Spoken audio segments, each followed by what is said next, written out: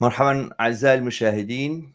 أنا شمال علي، وهذا البرنامج الخاص يقدم لكم من طريق قناة هوى. سعيد بهذا البرنامج الذي نقدمه استثناء باللغة العربية. قناة هوى قناة يوتيوب كردية، منصة يسارية لكل الأصوات اليسارية المحتجة ضد الوضع الموجود سواء في كردستان أو العراق. بين فينة وأخرى نضطر بسبب الأحداث الجارية في العراق إلى تقديم هكذا برنامج استثنائية. لا نستطيع أن نعد مشاهدينا، ولكن سنبذل قصارى جهدنا لترجمة الحلقة للغة الكردية لإعطاء معلومات أو لتوضيح جانب آخر من الممكن أن يتم حذفه أو حجبه من قبل الإعلام الرسمي والإعلام الدارج في العراق، الذي يتم دعمه من قبل الأحزاب المتنفذة في العراق وفي كردستان.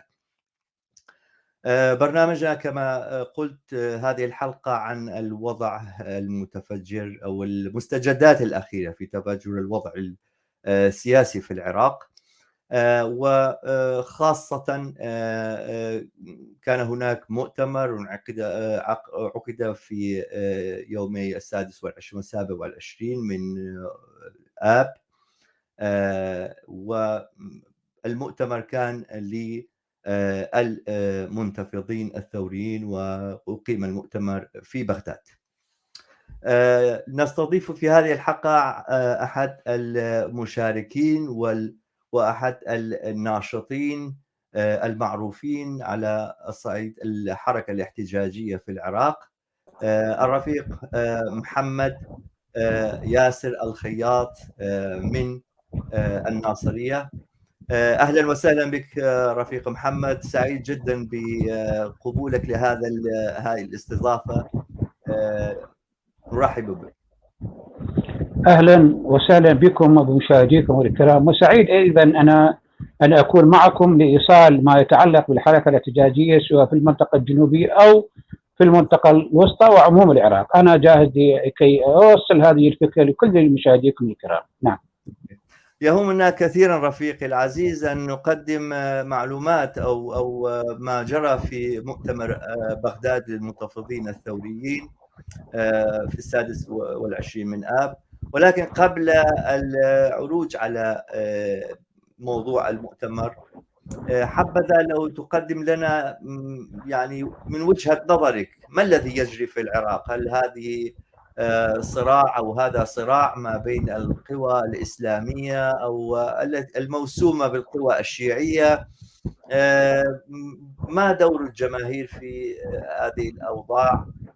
وطبعا أنتم أحد الناشطين البارزين في الحركة الاحتجاجية في الناصرية من 25 من شباط 2011، يعني ليس فقط الحركة التشرينية أو انتفاضة تشرين، أنتم كنتم من المشاركين في هذه الحركة منذ زمن بعيد. يعني يهمنا أن نعلم ما الذي يجري في العراق، ما الذي يجري في بغداد وفي المحافظات الجنوبية في العراق. نعم رفيقي العزيز، الحقيقة النظام الذي جاء ما بعد 2003 هو امتداد للنظام السابق، نظام البعث المقبور، وهذه قضية معروفة. والدليل على هذا بأن واقع العراقي وواقع بلدنا وواقع كل العراقيين لم يتغير منه شيء. والدليل على هذا بأن ما نشاهده اليوم من صراع بين هذه الأحزاب التي تريد الهيمنة على مقدرات الشعب العراقي.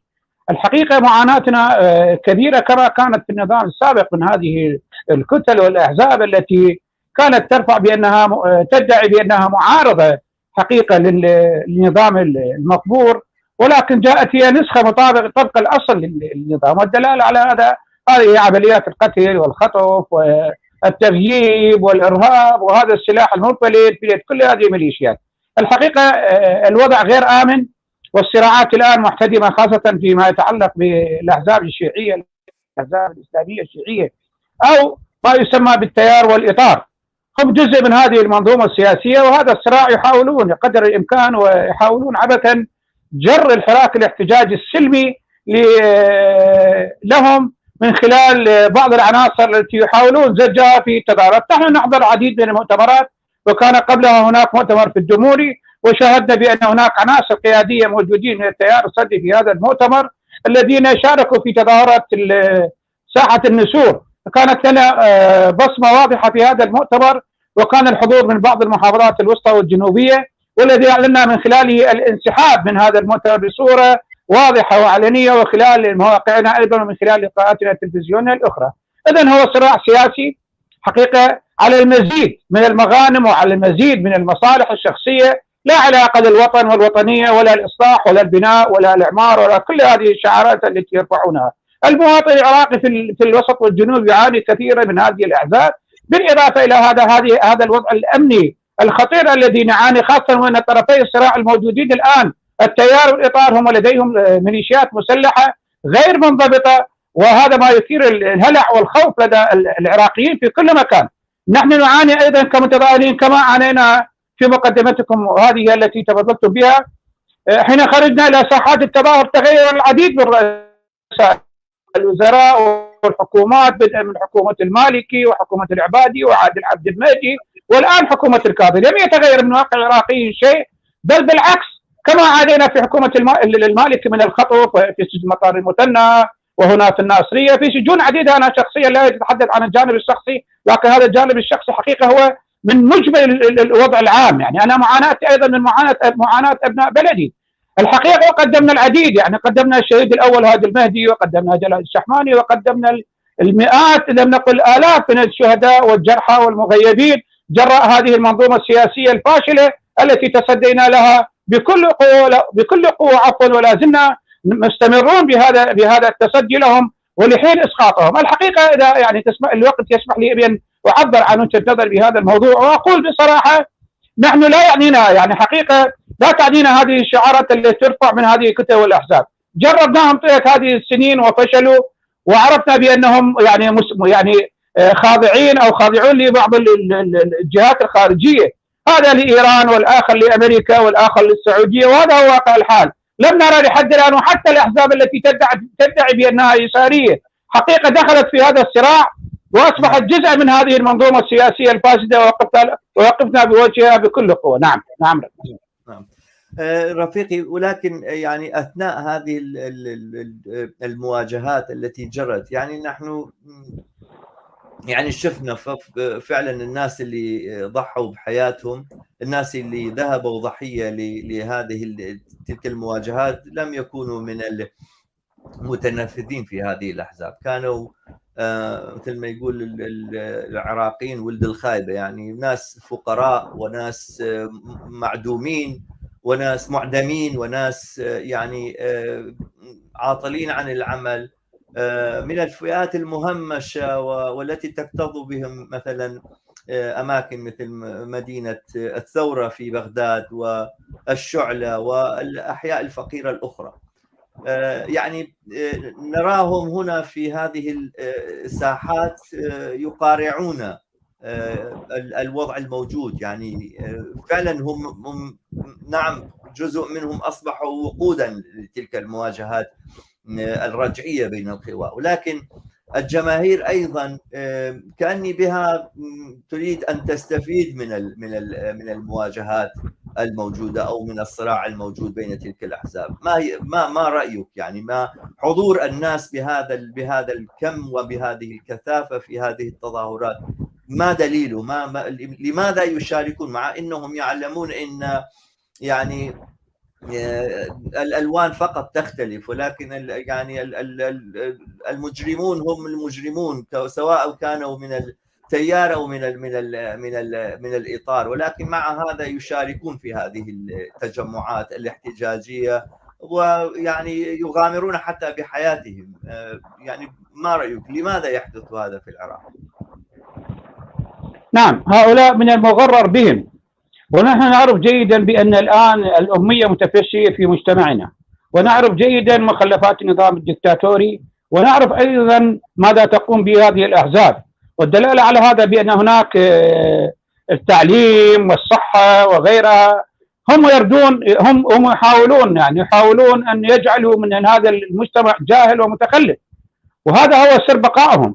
وهذه الحشود التي تظهر اليوم هنا وهناك مع التيار الصدري أو مع الإطار أو مع غيره من الكتل والأحزاب، الحقيقة هؤلاء لا يعرفون طريقهم بسبب غياب الطبقة المثقفة الواعية، وبالتحديد الطبقة اليسارية التي ارتضت لنفسها أن تضع يدها بيد هذه الكتل والأحزاب. وهذه هي المشكلة الأساسية. كان المفروض على القوى التي تدعي الوطنية والتي قدمت العديد من الشهداء والتي لها تاريخ طويل في مقارعة سواء كان النظام الاستعماري أو النظام البعثي أو غيره من الأنظمة، كان عليها واجب وطني وهو توعية هذه الجماهير بدلا من أن تكون أيضا هي مساعدة لهذه القوى الرجعية المتخلفة. لذلك هذه يعني حقيقة هي من واجبنا نحن كناس وطنيين يساريين نحمل هموم البلد. لذلك نقول بأن هذه الجماهير التي تخرج حقيقة لديها، مع احترامي لهذه الجماهير، هذه الجماهير تنطلق أما من عواطف دينية أو أما من مذهبية أو أما من ولاء شخصي أو تبحث عن مصالحها للبعض. لذلك أنا أقول بصراحة لو السؤال موجه إلى كل قادة الكتل والأحزاب، نور المالكي وهادي العامري ومرتضى الصدر وكل الأسماء والعناوين، هذه الشهداء، هؤلاء الشهداء الذين يقتلون يوميا في سواء كان على يد داعش أو على يد هذه الكتل والأحزاب، هؤلاء هل قتل أحدا منهم؟ هذا سؤال موجه لكل العراقيين. حقيقة هم يتنعمون الآن في الدول الأجنبية بمواردهم وبهذه امتيازاتهم وفي السفارات. إذا نحن نقول بأن هؤلاء هذا هو التجهيل الموجود، هم أرادوا هكذا بحيث هذه الأمية المتفشية هي جزء من هذا العمل الذي يقومون به، وهذا هو الجزء الأخطر. الحقيقة لا تسمح لي رفيق العزيز، القضية الأخطر هو التجهيل الموجود في هذا المجتمع، هو غياب الوعي في هذا المجتمع. والمشكلة الأكبر والأهم والتي نعاني منها حقيقة هي هذه القوى التي تدعي الانتماء لليسار والتي تحاول عبثا الدخول مع هذه القوى والأحزاب وتفقد دورها الحقيقي في التصدي الثوري. نحن ناس ثوريون نؤمن بالفكر الماركسي اليساري، وهذه قضية معروفة لنا في الناصرية وحتى في عموم محاولة العراقية، وهذا فكر الذي نستمد منه القوة والعزيمة والإصرار على مواجهة هذه القتل والأحزاب. لذلك يا رفيق العزيز أقول بصراحة بأن الآن هذه الأمية والفشل والنقطة الأساسية التي هي أخطر كثير على أبناء شعبنا، القوى التي رفعت الشعار الوطنية عندما تكون مع هؤلاء وتكون داخل هذه المنظومة السياسية الفاسدة والفاشلة، يكونون عاون لهم. بالإضافة عندما نتحدث معهم، وأنا أتحدث في الجانب الآخر أيضا، أتمنى أن تسمح لي أتحدث بقضايا بعض القضايا الشخصية. عندما نتحدث معهم في المقاهي هنا في الناصرية وفي ساحة الحبوبي يعني أحيانا حتى في المتندي، يقولون بأن بعض اليساريين منكم هؤلاء موجودين جاي يطالبون بالبرلمان وحل البرلمان وهذه الشعارات المستهلكة. لذلك هؤلاء هم الأكثر خطر. وأنا أوجه كلام لكل العراقيين ولكل من يحمل هذا الفكر السابق، الفكر اليساري الأمم العظيم، أقول لهم كفاكم تلاعبا بمشاعر العراقيين، وعليكم أن تبتعدوا عن هذه المنظومة السياسية الفاشلة إن كانوا يحملون هم بالبلد، وإن كانوا هذه الشعارات، وأيضا وفاء لدماء الشهداء. الحركة اليسارية أقول والحركة الماركسية قدمت الآلاف من الشهداء.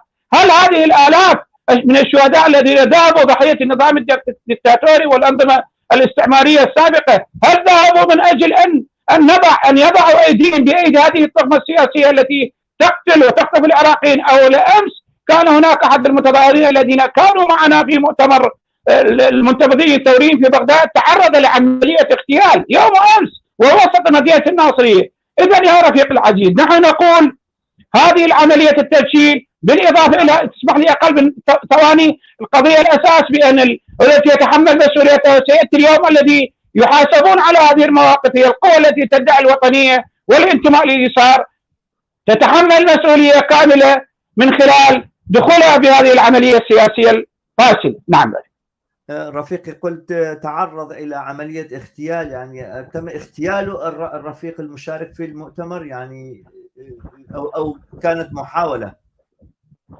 الحقيقة أول أمس الساعة 1 أو 1:30 ليلا علمت بهذا الخبر، وهو كان معي في هذا المؤتمر، في مؤتمر بغداد، تعرض لمحاولة اغتيال وتم إلقاء القبض على أحد الأشخاص. كان هو يتوقع، يعني كان يتوقع مثل هذه الأمور ومتهيئ لهم حقيقة، وأنا على تواصل لحد هذه قبل ساعتين أو 3 ساعات من الآن. جاءوا أشخاص واعتدوا عليه في منزله، وتم يعني من قبل 3 أشخاص، وتم إلقاء القبض على أحدهم، وموجود كل التفاصيل موجودة على صفحته، بما في ذلك الصورة للشخص الذي اليوم لا زال موجود تم إلقاء القبض وتسليمه إلى مركز الشرطة. نحن مع ضعف القانون مع هذا الدستور المخالف لأبسط حقوق الإنسان، لكننا يعني حقيقة باضطرار أن نلجأ.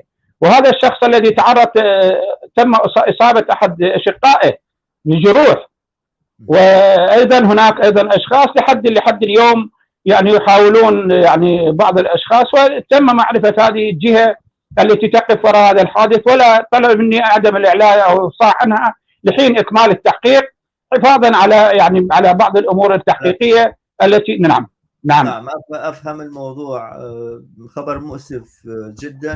نتمنى السلامة للرفيق الذي تعرض إلى محاولة اغتيال، نتمنى له السلامة وطول العمر. يعني خبر مؤسف حقيقة. رفيقي، طبعا أنا من المناصرين أو من متفق معك في أن اليسار الذي كان ولا زال يسعى للتواجد في الهامش أو للحاق بالركب من يتصورهم انهم يعني سيخدمونه في تحصيل بعض المناصب او في اعلاء صوتهم. يعني كانوا ولا زالوا في هذا الركب. يعني المسألة ليست مسألة جديدة، مسألة قديمة، يعني تقريبا من عشرات السنين. ولكن الآن الواقع نرى بأنهم هؤلاء حتى ولو كانوا يريدون من وراء هذه الانتهازية استحصال بعض المناصب أو بعض الإمكانيات، فإنهم يعني في واقع الحال مهمشون. يعني حتى تلك القوى لا تأبه لهم ولا تعطيهم أي فرصة للظهور أو في الحصول على أي موقع بمواقع السياسية أو موقع بالمجتمع. يعني أنا متفق معك إن هاي يعني هذه مشكلة جدية، ومن العوائق اللي تعيق يعني توحد القوى اليسارية في جبهة ثورية مناهضة لكل القوى الرجعية الموجودة في المجتمع ولأجل غد أفضل. ولكن يعني مع هذا الحال فالثوريين الموجودين لا يستطيعون الاكتفاء بنقد الانتهازيين. ما هي برامجنا؟ ما هي خطواتنا؟ ما هي الآليات التي نسعى من خلالها لنيل أهدافنا وتحقيق مطالبات الجماهير وأهداف الجماهير؟ هذه أسئلة جدية تحتاج إلى الرد، ولا نستطيع أن نكتفي بنقد من هم انتهازيون أو يريدون الاستفادة من اليافطة اليسارية لأجل تمرير سياسات انتهازية ومهادنة للقوى الرجعية. يعني أنتم كنتم من المشاركين في مؤتمر بغداد للمتفضين الثوريين، والذي عقد يوم 26 آب. وأنا طبعا قرأت أو استمعت في الحقيقة إلى البيان الختامي، وأسعدني أنه هناك يعني نقاط جدية ونقاط تعبر عن تطلعات الجماهير، ومن ضمنها مثلا يعني فصل الدين عن الدولة وعن المؤسسات الحكومية، أو فصل الدين عن التعليم حتى. يعني تلك المسائل وتلك المواضيع إثارتها والمطالبة بها في هذه الأوضاع تدل من جهة على شجاعة وعلى عزيمة ثورية يعني محمودة وقابلة يعني للتضامن من أي تحررين في العالم. ومن جهة أخرى تعبر عن واقع، يعني واقع تقدمي في المجتمع، انه ممكن انه هذا الخطاب يتم قبوله، ولكي يتم دحره او منعه يلجؤون للاغتيال ويلجؤون الى اساليب.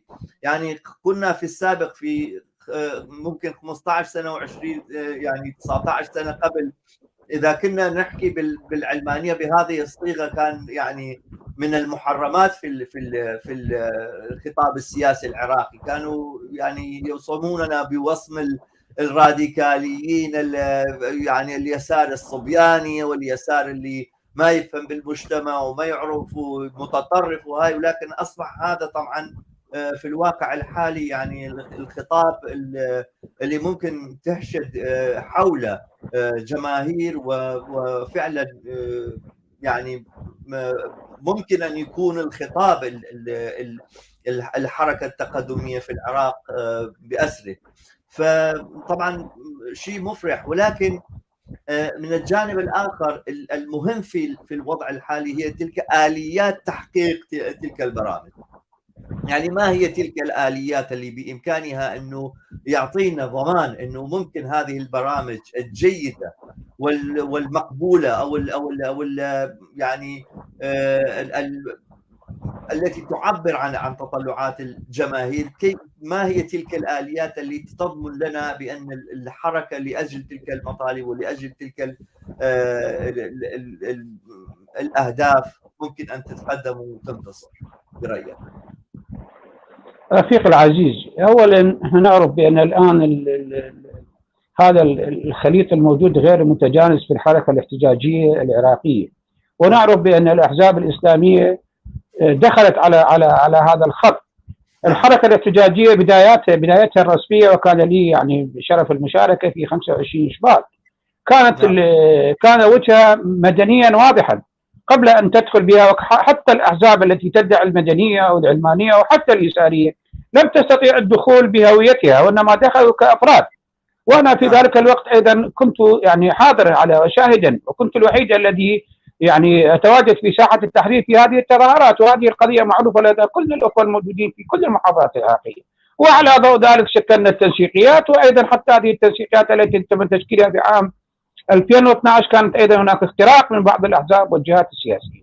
لذلك حقيقة أنا أحب أن أوضح القضية يعني مهمة جدا، بأن طيلة هذه المؤتمرات أنا حضرت العشرات من هذه المؤتمرات في كل المحافظات العراقية، وكل هذه المؤتمرات لا هوية لها، لا وجود لهوية لها، وإنما مجموعة أشخاص حقيقة مع احترامي كل الحضور، مجموعة أشخاص يعني يتفقون على أشياء معينة، وعندما يذهبون يجودون الكتل والأحزاب كما حدث معنا. يعني أتمنى أن يكون لديكم وقت في هذا البرنامج حتى نستطيع أن نوضح لمشاهديكم الكرام كل ما يجري في الحركة الاحتجاجية.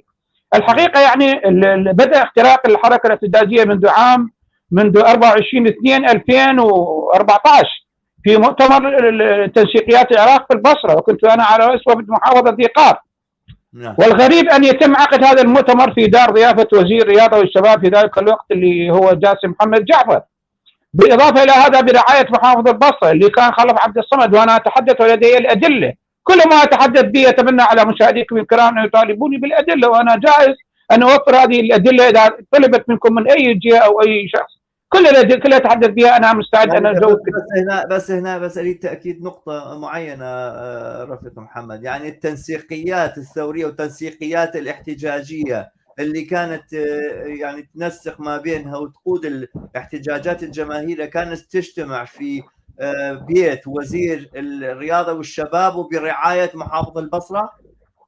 نعم، والتاريخ عندي، والوثيقة وثيقة انسحاب وفد المحافظة بعد اللقاء. أزودكم بهذه لكي يتم نشرها إلى لديكم يعني مطبوعات ورقية. يعني سوف بعد اللي أتمنى أن يكون لدي اتصال حتى أقوم بتزويد هذا القصر الذي كنا وهذه شر البلية كما يضحك حقيقة. يعني أن يستمع المتظاهرين ضد السلطة في بيوت السلطة، وهذه حقيقة ثارت حفيظتنا وكان لنا موقف كمتظاهرين كالوفد المعي الذين كان معي في محافظة ذي قار. وأيضا في هذه الوثيقة التوقيع لأي جهة تريد أن تشك في هذه الورقة لتذهب إلى القضاء، وأنا مستعد لمقاضاة هذه الجهة والحضور إلى أي جهة.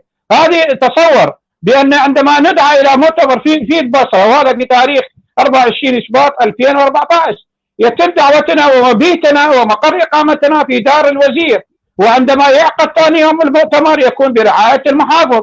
هكذا كانت البداية، بداية الحركة. لكن هؤلاء الأشخاص لم يعلنوا عن أسماء الجهات التي ينتمون لها. استطاعوا أن يدسوا هذه نعم، استطاعوا أن يدسوا كما هو الحال الآن، كما هي في تظاهرات يوم أمس أو قبل يوم أمس في ساعات النشور، وقبلها في التظاهرات الأخرى، والذين يدعون الذين قاموا بهذه التظاهرة بأن الآن تشرينيون كما هي الشعارات المرفوعة، التشرينيون والصدريون توحدوا. لا، نحن لم نتوحد. وهنا في الناصرية رفعنا هذا الشعار وقلنا بأننا معارضين لهذا المؤتمر كما انسحبنا من المؤتمر. ولذلك الحقيقة هذه الوثائق هي موجودة، ونقول من هنا كانت البداية الأولى وكشف هذه الأوراق والتلاعب بالحركة الاحتجاجية. وكان لنا موقف بالرغم من التسخيط والتشهير والأمور الأخرى التي تعرضت لها أنا شخصيا والوفد الذي كان معي في هذا التاريخ. لذلك منذ ذلك الوقت أيضا دخلت الكتل والأحزاب الأخرى. بالمناسبة القائم على هذا المؤتمر في ذلك الوقت الآن هو مستشار في حكومة الكاظمي. تصور نحن كوفد محافظة ديقار وقفنا بوجهه في ذلك التاريخ، الآن هو في أحضان الكاظمي يعمل في حكومة الكاظمي، وهو يدعي في وقتها بأنه كان ما يذكر الأسماء، لكن من الممكن أن يكون بيننا اتصال آخر. الحقيقة كان هو مسؤول تنسيقية البصرة، وكنت أنا في حينها أعلم تنسيقية ديقار، وكانت هذه القضية واضحة جدا. لذلك نقول من هنا بدأت من هذا التاريخ. حقيقة أنا شخصيا ومن معي أيضا وبعض المتظاهرين الأحرار الموجودين اكتشفوا بأن هناك خيانة للحركة الاحتجاجية. مع هذا لم يتغير، تصدينا وبقينا ولحد هذه اللحظة نتصدى، سواء كان للتيار، وأقولها بصراحة وأنا أسكن في مدينة الناصرية وأعرف بأننا معرضون للتهديد والخطف والقتل والتفجير والعبوات، كما تعرضنا للعديد من الدعاوى الكيدية والسجون في جنة البلدة والسائرون ومطار المثنى سيء الصيت. أنا في 15 نيسان 2011 كنت معتقلا في مطار المثنى سيء الصيت، وفي عام 15 معتقل و16 معتقل، وفي زمن صدام حسين طاغية صدام كنت أيضا سجين. وهذه قضية يعني ما معناه بأن أنا أقول بأن الإنسان الثوري لا تغره، لا ينظر إلى من يحكم ولا هي الجهة التي تحكم، بل إلى كيف تحكم، وهي تتبنى المشاريع الوطنية. نحن قبل أن نكون يساريون وقبل أن نكون نؤمن بفكر ماركسي كنا بهوية العراقية وأيضا الهوية الأممية التي تدافع عن الموجود في موسكو أو موجود في طوكيو أو في كل مكان، كما ندافع عن الشخص الموجود في السعودية والكويت وفي كل دول العالم. لذلك نقول من هذه المرحلة بدأت. أنا أعود إلى سؤالك إذا تسمح لي، أنا ما أعرف يعني الوقت يسمح لي بالحديث بهذه الطريقة أو لا يسمح حقيقة، يعني أتمنى رفيقا تجيبني حتى أصل بالحديث. تفضل. نعم. شكرا. أنا في قلبي الكثير، أتمنى أن يكون الوقت مفتوح حتى أتواصل معك إذا ساعة متأخرة من الليل وأنا جاهز. لدي الكثير والحقيقة لمن نتحدث مع رفاقنا، وهذه فرصة سعيدة أن نقوم بإيصال صوتنا لكل الأخوة في كل مكان، خاصة نحن نتحدث الآن مع أخوة في كردستان والمنطقة الجنوبية، نحن إخوان وهدفنا واحد وأيضا مبادئنا واحدة. لذلك نقول كانت الخطوة الأولى، وأنا أكرر على الكلام مرة أخرى، الخطوة الأولى للحركة الاحتجاجية هو مؤتمر المنتفضين الثوريين في بغداد. نعم. وهذه الخطوة هي فرز وحصر بعض الجهات المتداخلة. كان هناك انتقاء للشخصيات التي حضرت إلى هذا المؤتمر، الشخصيات التي تؤمن بالتغيير الجذري وإسقاط هذه المنظومة السياسية بالكامل. هذا كان هو يعني حتى الدعوات التي أنا وبعض الأخوان والرفاق الذين وجهوا هذه الدعوات كانت ضمن شروط، لم تكن دعوات مفتوحة كما هي في المؤتمرات الأخرى. تؤمن بهذا الطريق أهلا وسهلا، لا تؤمن نتمنى أن تكون في مكان آمنا مطمئنا، ونحن لنا طريقنا ولكم طريقكم. كانت يعني طبعا نعم. هذا الفرز في صالح الجميع، يعني أن تختلط الجبهات مع بعض والانتهازيون يعني خلينا نقول الناس يعني الثوريين الذين يتراجعون في منتصف الطريق، إذا ما نسميهم انتهازيين، يعني رفاق منتصف الطريق. هؤلاء يعني إذا يكون عندهم جبهتهم الخاصة والجذريين اللي يطالبون بتغيير جذري في المجتمع يكون لهم جبهتهم الخاصة وتكوينهم الخاص، هذا أفضل للجميع. يعني ممكن يكون في تنسيق بعد هذا، ولكن خلط الجبهات وخلط التوجهات وهي ما يخدم لا الفريق الأول ولا الفريق الثاني. طبعا أنا أعرف وأدرك أهمية المؤتمر. سؤالي كان رفيقي، وأنا طبعا سعيد جدا أنه أكون معك وتحكي لي على ما جرى وما ما شفناه في جنوب العراق، ومنها نستلهم الدروس ممكن، ومنها نتعلم. ولكن المهم بالنسبة لي في الوقت الحالي ما هي تلك الآليات التي تلجؤون لها. يعني من الواضح انه ما اعطى الفرصه لدخول او لنفوذ او لوجود الانتهازيين في صفوف التنسيقيات الثوريه من البدايه. ذلك الاسلوب من التنظيم، ذلك الاسلوب من التنسيقيات، كيف ممكن انه الاليات اللي نستخدمها في المستقبل تؤدي انه الجماهير تعتمد على نفسها. طبعا احنا نعرف انه الجماهير أمية مثل ما قلت، وبعض الأحيان تفتقر إلى المعلومات وإلى الحقائق فيما يتعلق بالوضع الموجود، ولهذا مثلا ممكن قرارات تكون قرارات غير صحيحة. ولكن في النهاية الجماهير، تطلعات الجماهير تعرف، الجماهير ما تريد فقر، ما تريد فساد، ما تريد محسوبيات، تريد مجتمع يكون في يعني على الاقل هذا اقل التطلعات، انه يكون يعني الوسائل الاساسيه للحياه والمعيشه متوفره، انه يكون التعليم مثل قبل مجاني، انه تكون الصحه مجانيه، انه تكون هالمسائل، هاي التطلعات اللي انتم عبرتم عنها في هاي. تسال اي شخص بالشارع، تساله تقول له هاي تطلعاتك، اكيد راح يتفق وياك. ولكن المهم انه كيف هؤلاء الناس يعبرون عن حالهم، يعبرون عن نفسهم، كيف ممكن انه هؤلاء الناس يتشكل منهم تنظيم. طبعا انا شفت البيان اللي صدر يوم 1/9 من المؤتمر او اللجنه المؤقته لمؤتمر بغداد المتفضلين الثوريين. شفت البيان، يعني اثلج صدري انه في توجه معين الى تنظيم الطبقه العامله، تنظيم النساء، تنظيم الشباب، يعني بس. ولكن ما زال السؤال موجود، ما هي الآلية في خضم اي صراع وفي خضم اي مواجهات ممكن هذه التنظيمات تنشأ؟ يعني هذا السؤال مفتوح. طبعا مو سؤال، يعني هو سؤال عملي، مو سؤال نظري حضرتك ممكن تجيب عليه. ولكن هل بإمكان المؤتمر او هذه التشكيله الجديده ان ترد او تجيب على تلك الاسئله الجدية؟ نعم رفيق العزيز. الخطوه الاولى نتحدث على يعني نختصر الحديث على المؤتمر، وهذه طبعا في غايه الاهميه يقضي الصوره لكل مشاهديكم الكرام. الخطوه الاولى كانت لنا التصويت في داخل المؤتمر في يوم المؤتمر وبحضور كل المؤتمرين. حقيقة الخطوة الأولى بتشكيل لجنة مؤقتة لإدارة والتنسيق الخطوات التي للعمل المشترك ما بعد المؤتمر.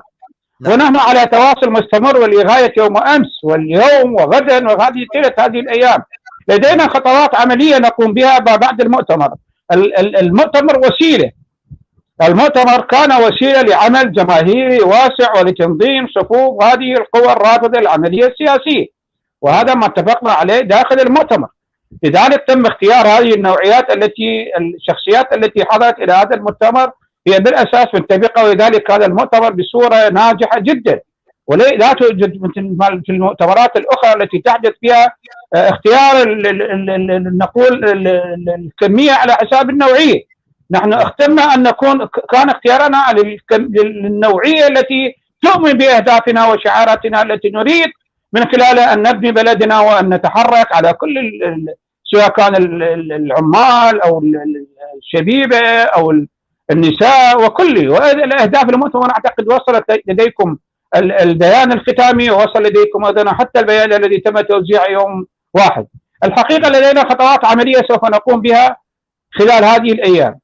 وأولى الخطوات من خلال هذه اللجنة سنقوم بزيارات إلى العديد من المحافظات لدينا قواعد في كل المحافظات. وايضا هؤلاء هذه اللجنه المؤقته التي تم تشكيلها في المؤتمر، هناك بعض الاشخاص موجودين من اغلب المحافظات، سواء من شمال العراق الى جنوبه موجودين، وهؤلاء هم اعضاء في التنسيقيه في اللجنه المؤقته.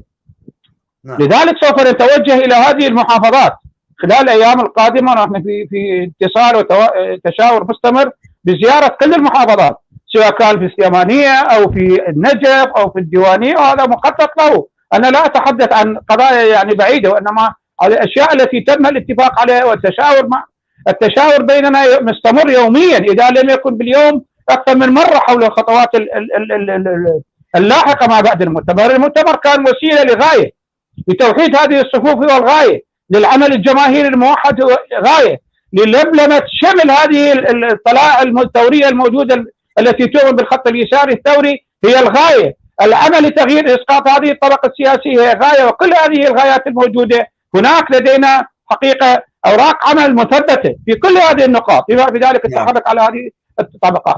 ايضا اقول يعني ضمن الاهداف بعد تشكيل هذه اللجنه المؤقته، لدينا زيارات ولدينا مؤتمرات قادمه، وتم الاتفاق على بعض الاخوه اللي موجودين في المحافظات اللي هم اعضاء في اللجنه، وايضا الاصدقاء والرفاق الموجودين داخل المؤتمر تم الاتفاق معهم، يعني بالاضافه الى كل الامور لدينا فعاليات جماهيريه سواء هنا في الناصريه او كما كان بعض الرفاق مشكورين والاصدقاء مشكورين. يوم واحد كان يوم الجمعه، يعني كان هناك توزيع للبيان للمؤتمر حول الاحداث. يعني نحن ايضا من ضمن عملنا ان نقوم باصدار البيانات التي تواكب الاحداث السريعه التي تحدث، وهذا هو عمل. لكن العمل الاكبر هو توحيد صفوف هذه الجماهير التي تؤمن بهذا الخط اليساري الثوري في عموم المحافظات العراقيه. لذلك انا اقول هو مؤتمر نوعي، لاول مره في عموم العراق يحدث مؤتمر بهذا الشكل وبهذه الصوره، بهذه النخبه التي تؤمن بخط واحد. المؤتمرات كما تحدثت لك السابقه كانت مجرد يعني شعارات، اما حل برلمان واما الغاء مجالس محافظات، وهذه مطالب ايضا هي جماهيريه، لكنها ليست المطالب الحقه التي نؤمن بها نحن، وهي اسقاط هذه المنظومه السياسيه الفاشله. اقول ايضا كلمه اذا تسمح لي رفيق العزيز، اقول بان البعض الذي نقول عنهم بان هؤلاء الانتهازيين هؤلاء اشد خطوره حتى من الاحزاب الاسلاميه، ليعرفوا جيدا، واتمنى البعض منهم ان يسمع. هؤلاء اكثر خطوره علينا وعلى حراكنا وعلى جماهيريتنا وعلى مبادئنا، لكون هؤلاء، وكما كان زياره لبعض الرفاق هنا في الناصريه وتحدثنا في هذا الموضوع، وقلنا لهم انا تحدثت في هذا الموضوع وقلت بان هؤلاء المشكله الموجوده لدينا بان هناك من يرفع هذا الشعار الثوري اليساري الماركسي، وهو في احضان هذه الاحزاب الدينيه واليمينيه الرجعيه التي دمرت البلد، وهذا هو الخطر الاكبر علينا، وهذا هو الخطر الذي نتعرض له هنا من خلال محاولات التشويه. التصور عندما ندعي الماركسيه، هناك بعض الاحزاب التي ترفع نفس الشعار وهي تتواطى مع التيار او مع الاطار او مع بعض الجهات، وانا اتحدث بصراحه. اتمنى رفيق العزيز ان لا يكون كلامي محرجا او يعني لا ابدا غير محرج، لا بالعكس المواضيع مفهومه، ونحن ايضا اتمنى انا اتحدث لدينا تجربه مع تلك الانتهازيات، يعني المساله. ولكن في رايي رفيق محمد، يعني الموضوع الان التحول من المنهج الوسطي او الانتهازي أو التعاون مع تلك القوى المتنفذة داخل السلطة واستخدام مؤسسات السلطة ذاتها، السلطة الفاسدة ذاتها لتغيير السلطة. طبعا هذه كان استراتيجي، يعني استراتيجي لقسم كبير من المدعين بتمثيل انتفاضة التشرين والجماهير. وهي طبعا هل المنهج هذا وصل إلى نهايته؟ يعني الفشل، وصلوا إلى فشل ذريع. يعني ممكن انه نشوف الواحد انه فعلا هل المنهج هذا كله وصل الى طريق مسدود. الموضوع الان، ولكن التحول من هذا المنهج الوسطي الانتهازي الى منهج ثوري يدعو الى تغيير جذري لكل ما موجود، معناته هدم كل المؤسسات الموجوده، ويعني تجريد كل الميليشيات من اسلحتها، وتغيير حتى المؤسسات الأمنية والمؤسسات العسكرية والمؤسسات يعني كل مؤسسات الدولة بمعنى ما يجب أن يبنى من جديد. ولكن حركة بهذا المعنى وحركة تهدف إلى هذا الهدف النبيل، هذا الهدف الواقعي بنظري، يجب أن يكون لديها آليات مختلفة عن آليات حركة أخرى تحاول تصليح جانب ما من جوانب السلطة الموجودة. لأن أسلوب تلك الحركة ممكن أن تكون مظاهرات جماهيرية، اعتصامات، أو دخول مباني حكومية والاعتصام داخلها. ليش؟ لأنه احنا نريد نضغط على مود يصير فيه تغيير، يعني السلطة نفسها تغير نفسها. ولكن إذا احنا نريد هدم سلطة معينة وإيجاد سلطة جماهيرية فيجب البناء، يعني الهدم لا يكفي، البناء في ذات الوقت مهم بأهمية الهدم. كيف بإمكاننا أن نبني مؤسسات الجماهير؟ كيف بإمكاننا أن نساعد الجماهير في بناء مؤسساتها للسلطة المقبلة؟ هذا السؤال مطروح على مؤتمر بغداد للمنتفضين الثوريين، سؤال مطروح على كل اليسار الذي لا يريد أن يكون بين أو لا يريد أن يأخذ الموضوع من المنتصف، ويريد أن يكون في جبهة الثوريين المنادين بالتغيير الثوري في المجتمع. هذه أسئلة واقعية يجب الرد عليها. وصراحة يعني كنت أود وأرغب أن أرى مؤتمر بغداد للمنتفضين الثوريين لا يعني لا يرفع العلم الثوري فقط، ولكن أيضا أن يكون له مثلا برنامج واضح في هالمحتوى. وأتمنى أن يكون للمؤتمر برنامج واضح لأجل تنفيذ هذا يعني خطوات واضحة لأجل تنفيذ هذا البرنامج الواضح. نعم رفيق، الحقيقة أنا أبدأ معك. نعم. وأنا أقول يعني مهمتنا الأولى، نحن نعرف جيدا بأن القوى التي تؤمن بالخط اليساري الثوري هي الآن يعني متوزعة على عدة توجهات وهناك من وضع كما تحدثنا. لا أريد أن أعيد أو أكرر الكلام مرة أخرى. الخطوة الأولى، أنا لا أقول بأن الطريق أمامنا سالك، ولا أقول بأن الطريق الذي لا مفروش بالورود. حقيقة طريق صعب، خاصة ونحن بدينا.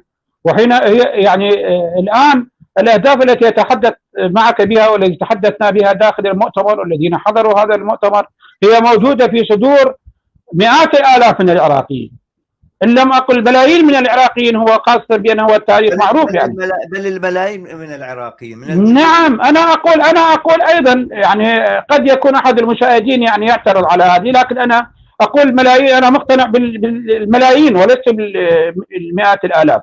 هي الملايين أصح، لكنني أقول يعني حتى لا أعطي الصورة أكثر من حجمها كما يعني بعض المشاهدين الكرام، هكذا أحب أن أوضح. نحن نقول هذه الملايين الآن موجودة، كما هو الخياط، كما هو أي إنسان آخر، كما هم الآخرين، كما هم الرفاق الذين والأصدقاء الذين حضروا مؤتمر المنتفضين الثوريين. مهمتنا الأولى هي توحيد هذه الصفوف. نعم. الخطوة الأولى، هذه الملايين الموجودة الآن لحد مؤتمر بغداد لا يوجد هناك مؤتمر بهذه الصورة الواضحة. كل الناس تبحث عن الخلاص، لكن لا تعرف مع من تذهب، ما هي الأهداف. نحن وضعنا هذه الأهداف والآليات هذه لكي نتحرك على هذه الجماهير التي اتفقنا أنا وأنت، وقد يكون معنا العشرات أو المئات من الأخوة والأخوات المشاهدين الكرام. اتفقنا بأن يعني هؤلاء هم الآن يبحثون عن طريق الخلاص. هذا طريق الخلاص نحن رسمنا خطط لهذا الخلاص من هذه العملية. ليس الهدم فقط بل البناء يبدأ أولا لنبني الإنسان قبل أن نبدأ ببناء الكيان. نبني الإنسان حقيقة المؤمن بهذا الخط، الذين آمنوا بهذا الخط الثوري للتغيير الشامل لهذه الطبقة السياسية. وهذه هي مهمتنا الأصعب التي نواجهها من خلال يعني مواجهتنا لهذه القوى التي سلكت نفس الطريقة التي تحاول أن تفرض هيمتنا من خلال رفع نفس الشعارات التي نرفعها. إذن نحن خطوتنا الأولى هو توحيد هذه الملايين وهذه الآلاف مئات الآلاف بخندق واحد، بموضع واحد، بعمل واحد، بأهداف واحدة. وهذه هي الصورة الأولى، وهذه هو الهدف الذي نعمل عليه في كل لحظة. نحن لم نتوانى أنا والرفاق الآخرين والرفيقات الموجودات معنا متواصلون بهذا العمل. إذن خطوتنا الأولى هو لم شمل هؤلاء الأشخاص، هؤلاء الذين يحملون نفس الفكر ونفس المبادئ، لم شملهم بأهداف محددة واضحة للجميع، وهذه هي الخطوة الأولى. عندما نتوحد وعندما تصبح الجماهير كل هذه الجماهير، ولدينا آلياتنا للعمل من خلال إقامة مؤتمر بغداد. حقيقة هي الخطوة البسيطة الأولى، الخطوات الأخرى ستكون في المحافظات الأخرى، التوسع على الجماهير ونقل هذه الصورة. نحن الآن أصبحنا بهويتنا الواضحة، الكل عرف بأن مؤتمر بغداد هو مؤتمر واضح بأهدافه الواضحة، يجمع هذه القوى الثورية اليسارية التي تؤمن بالتغيير الجذري، وهذه الطبقة التي قاطعت الانتخابات التي وصلت نسبتها إلى أكثر من 80%. هذه الطبقة رافضة، لكن لا توجد الجهة المعروفة، إذا تسمح لي أقل من دقيقة، لا وجود لجهة معينة تتبنى هذا المشروع الوطني الكبير، لا وجود لهذه الجهة. نحن حين انطلقنا من هذه الخطوة سنؤسس إلى خطوات لاحقة، وهي التحرك على الجماهير الموجودة في كل المحافظات العراقية بشعاراتنا، ببياناتنا المتواصلة، سواء كان في الناصرية أو في بغداد أو في السليمانية أو في البصرة. عملنا القادم هو عمل يكون جماهيري من وسط بين صفوف الجماهير الشبيبة والنساء والمعطلين وغيرهم، وكل الطبقات الفقيرة الموجودة في المجتمع. لذلك هي الخطوة الأولى، وفي الأيام القادمة والأسابيع القادمة ستكون هناك هذه النقطة الطيبة. اجتمعت في مؤتمر بغداد المنتفضين الثوريين، سيكون لديها تحرك واسع على كل المحافظات العراقية، لا نستنتهي محافظة بدءا من الموصل نهاية في البصرة. في كل المحافظات العراقية سيكون لنا هناك ركائز من الأشخاص الذين يؤمنون بهذا الخط، هؤلاء الأشخاص الذين هم بالأساس الآن يبحثون عن الخلاص، ونحن لهم. نحن لا نقول أن نكون قيادة على رؤوسهم، لكننا نستطيع أن ندلهم على الطريق الصحيح لخلاص الطبقة هذه السياسية. لدينا آليات عمل، وآليات العمل هي التحرك الواسع والجماهيري بين صفوف الجماهير في كل المحافظات العراقية، ولدينا لقاءات متواصلة مع كل إخواننا في المحافظات العراقية. عملنا بدأ ولن يتوقف لحين تحقيق كامل أهدافنا وتوحيد هذه الصفوف وتوحيد هذه القوى التي حقيقة حاولت بعض الأحزاب أن تأخذ هذا المسار الذي نحن نحاول قدر الإمكان أن نوحد الجماهير المنتفضة ضد هذه الطغمة السياسية الفاسدة. نعم. شكرا جزيلا رفيقي العزيز، كان بودنا أنه نستمر باللقاء والحديث معك، طبعا لطيف جدا، وأكيد تجارب يعني عقود، تقريبا عقود من النضال، والعقد الأخير أنت مشارك بالنضال الجماهيري والاحتجاجي في جنوب العراق خصوصا في الناصرية. هناك الكثير ممكن تقول لنا وتوضح لنا، ولكن مع الأسف وقت البرنامج ما يسمح أكثر من هاي، وخصوصا أنه نريد نذيع البرنامج اليوم. فلهذا يعني أتمنى أنه يكون في فرصة قريبة للقاء آخر معك وللحديث عن جانب آخر من الحركة الاحتجاجية الموجودة في العراق. وطبعا متمنيا لمؤتمركم النجاح ولجهودكم أن تثمر على شبكة واسعة من المناضلين الثوريين، وأن تنخرط الجماهير اللي حضرتك وصفتها 80%، طبعا الأكثرية مع الأسف الصامتة. يعني شوف إنه الحنجرة اللي ممكن تحكي بيها واللسان اللي ممكن ينطق بأهدافها وتطلعاتها فيكم وفي مؤتمركم. أتمنى لكم النجاح والموفقية، وإذا كان في يعني كلمة أخيرة ممكن تقديمها لمشاهدينا نشكركم. الحقيقة الكلمة الأخيرة هي دعوة لكل من يؤمن بالخط اليساري الثوري، لكل من يريد العمل لخلاص بلده من هذه الطغمة السياسية الفاسدة، لكل من يؤمن بالتغيير الجذري وإنقاذ شعبنا من هذه المؤامرة الكبيرة التي يتعرض لها من خلال الأمريكان وما جاء مع الأمريكان ومن عمل مع الأمريكان ومن وضع يده بيد إيران ومن كل العملاء والخونة، والأكثر من هذا خونة الفكر الماركسي اليساري العظيم الذي تربينا عليه وفتحنا عيوننا عليه في ستينيات القرن الماضي وهذه أيضا رسالة لكل الذين يستمعون ومشاهديكم الكرام. أقول على كل هذه القوى التي تؤمن بهذا الخط أن تلتحق بنا أو نلتحق بها، لا ضير. نحن لا توجد لدينا خطوط حمراء إلا مع العملاء والخونة والذين خانوا الأمانة وخانوا المبادئ وخانوا القيم التي تربينا عليها والتي لا زلنا ندافع من أجلها. هي دعوة للجميع للالتحاق بهذه الحركة التي هي المنتفضين الثوريين، وهذا المؤتمر الأول، وسيكون لنا تواصل مع جماهيرنا في كل محافظة عراقية.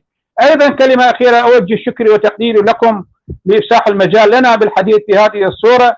أتمنى أن تتكرر هذه اللقاءات، لكن أيضا أتمنى أن يكون هناك وقت أكثر للحديث بصورة تفصيلية. وأيضا أنا أكد كلمة أخرى بأن ما تحدثت عنه من خلال ما بدءا من مؤتمر البصرة، نهاية بالحركة الاحتجاجية، بقضية عملية اغتيال لزميلنا الموجود ورفيقنا الموجود في المؤتمر، كل هذه موجودة لدي الوثائق. أي جهة قد تتصل بكم أنا جاهز لكي أرسلها لكم لكي تنشروها، والجهة التي تريدها أنا مستعد لإرسالها لكم سواء كانت بالصورة أو بالصورة والصوت. شكرا جزيلا لكم، وأتمنى لكم الإثارة التي سوف آجلا أم عاجلا سوف تنتصر على هذه الشرذمة التي عاتت بالأرض فسادا والتي قتلت وصادرت حتى الهوية الوطنية التي يحملها أبناء شعبنا. نحن مع أبناء شعبنا متواجدون في كل ساحات، ولا فرق بين ساحة الحبوبي أو ساحة التحرير أو في أي ساحة كانت في أربيل أو في السليمانية، وسنحضر إلى السليمانية، وقد نلتقي أنا وإياكم بعض الأخوة في السليمانية وفي كل المحافظات العراقية. نحن نعمل بأفكارنا اليسارية ثابتة ولن نتغير ولن تهزنا هذه الأحزاب وخونة المبادئ والقيم، هؤلاء مصيرهم مصير الذين سبقهم. شكرا جزيلا لكم. وتسمح لي أن أقول بأنني قد يكون بعض الكلام، أعتذر عن بعض الكلمات التي قد لا تناسب قناتكم الكريمة. شكرا جزيلا لكم. أهلا وسهلا بكم. شكرا جزيلا. شكرا رفيقي العزيز. شكرا جزيلا. شكرا جزيلا.